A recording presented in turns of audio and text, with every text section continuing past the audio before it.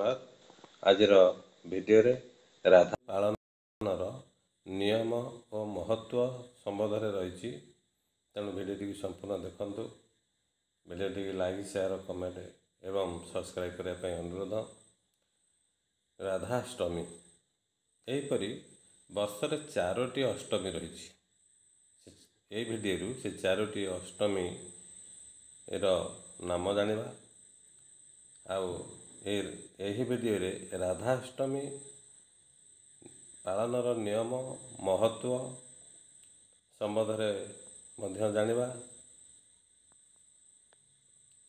1 number, ଭାଦ୍ରବ ମାସ ଶୁକ୍ଳପକ୍ଷର ଅଷ୍ଟମୀ ତିଥିରେ ଶ୍ରୀ ରାଧାରାଣୀଙ୍କ ଜନ୍ମ ଉତ୍ସବ ବା ରାଧା ଅଷ୍ଟମୀ ଭକ୍ତିଭାବ ସହ ପାଳନ କରାଯାଏ। 2ରେ, ଶ୍ରୀକୃଷ୍ଣ ଜନ୍ମାଷ୍ଟମୀର 15 ଦିନ ପରେ ଏହି ଉତ୍ସବ ପ୍ରେମ, ଭକ୍ତି ଏବଂ ସମର୍ପଣର ଅଦ୍ଭୁତ ସଙ୍ଗମ କୁହାଯାଇପାରେ। ଚଳିତ ବର୍ଷ 31 ତାରିଖ ଅଗଷ୍ଟ ମାସ ରବିବାର ଦିନ ରାଧାଷ୍ଟମୀ ପାଳନ କରାଯିବ।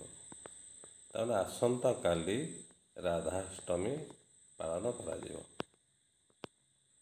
3 ନମ୍ବର, ପୌରାଣିକ ଓ ରାଧାବଲ୍ଲଭ ମାନ୍ୟତା ଅନୁସାରେ 1 ଲକ୍ଷ ନିର୍ଜଳା ଏକାଦଶୀ ବ୍ରତ ଠାରୁ ଅଧିକ ଫଳ ରାଧାଷ୍ଟମୀ ବ୍ରତ ପାଳନ କରିବା ଦ୍ୱାରା ମିଳିଥାଏ।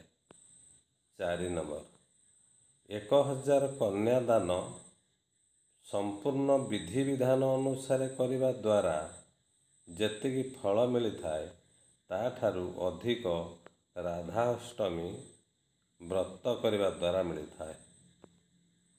5 ନମ୍ବର, ସମସ୍ତ ପବିତ୍ର ନଦୀରେ ସ୍ନାନ କରିବା ଦ୍ୱାରା ଯେତିକି ପୁଣ୍ୟ ପ୍ରାପ୍ତି ହୋଇଥାଏ, ସେତିକି ପୁଣ୍ୟ ରାଧାଷ୍ଟମୀ ବ୍ରତ କରିବା ଦ୍ୱାରା ପ୍ରାପ୍ତି ହୋଇଥାଏ। 6 ନମ୍ବର, ଏହି ଦିନ ବ୍ରହ୍ମ ମୁହୂର୍ତ୍ତରେ ଉଠି ସ୍ନାନ କରି ସକାଳେ ସୂର୍ଯ୍ୟନାରାୟଣଙ୍କୁ ଜଳ ଅର୍ପଣ କରନ୍ତୁ। 7 ନମ୍ବର, ଠାକୁର ଘରରେ ବସି ରାଧାରାଣୀ ନାମ 108 ଥର ଜପ କରନ୍ତୁ। 8 ନମ୍ବର, ସନ୍ଧ୍ୟା 5ଟା 25 ଆସନ୍ତାକାଲି ଅଗଷ୍ଟ 31 ତାରିଖରେ ରାଧାଷ୍ଟମୀ ପଡ଼ୁଥିବାରୁ ଆସନ୍ତାକାଲି ସନ୍ଧ୍ୟା 5ଟା 25 ଗୋଟିଏ ଧଳା କାଗଜରେ 108 ଥର ରାଧାରାଣୀଙ୍କ ନାମ ଲେଖି ଓ ଗୋଟିଏ ଧଳା ପୁଷ୍ପ ସେହି କାଗଜରେ ଫୁଲକୁ ଧରି ରାଧାରାଣୀଙ୍କୁ ଅର୍ପଣ କରନ୍ତୁ। ଦେଖନ୍ତୁ, ଆପଣଙ୍କର ମନସ୍କାମନା ପୂରଣ ହେବ। 9 ନମ୍ବର, ଶ୍ରୀ ରାଧାରାଣୀଙ୍କ ପୂଜାର ସର୍ବଶ୍ରେଷ୍ଠ ସମୟ ମଧ୍ୟାହ୍ନ ସମୟ, କାରଣ ଶ୍ରୀ ରାଧାରାଣୀଙ୍କ ଜନ୍ମ ମଧ୍ୟାହ୍ନ ସମୟରେ ହୋଇଥିଲା।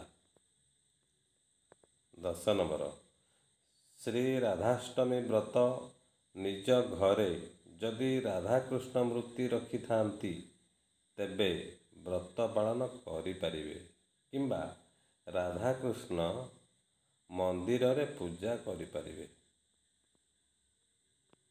11 ନମ୍ବର, ଜୀବନରେ 4ଟି ଅଷ୍ଟମୀ ବ୍ରତ ପାଳନ କଲେ ଆପଣଙ୍କର ବହୁତ ପୁଣ୍ୟ ହୋଇଥାଏ ଏବଂ ମନସ୍କାମନା ପୂରଣ ହୋଇଥାଏ। 4ଟି ଅଷ୍ଟମୀ ବ୍ରତ ଗୁଡ଼ିକର ନାମ ହେଲା ଜନ୍ମାଷ୍ଟମୀ, ରାଧାଷ୍ଟମୀ, ଦୁର୍ଗାଷ୍ଟମୀ, ପ୍ରଥମାଷ୍ଟମୀ।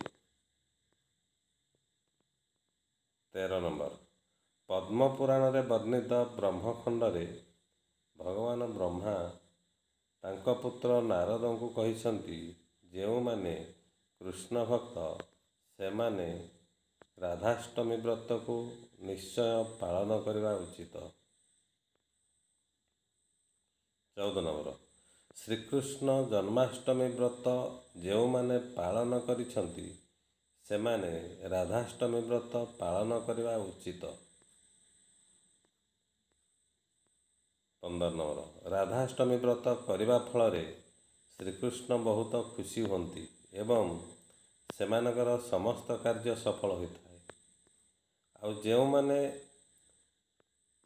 ଶ୍ରୀକୃଷ୍ଣ ଜନ୍ମାଷ୍ଟମୀ ବ୍ରତ କରିନାହାନ୍ତି, ସେ ରାଧାଷ୍ଟମୀ ବ୍ରତ କଲେ ବହୁତ ମଙ୍ଗଳ ହୋଇଥାଏ ଏବଂ ଶ୍ରୀକୃଷ୍ଣ ମଧ୍ୟ ବହୁତ ଖୁସି ହୋଇଥାନ୍ତି, କାରଣ ସେ ରାଧାକୁ ବେଶୀ ଭଲ ପାଆନ୍ତି।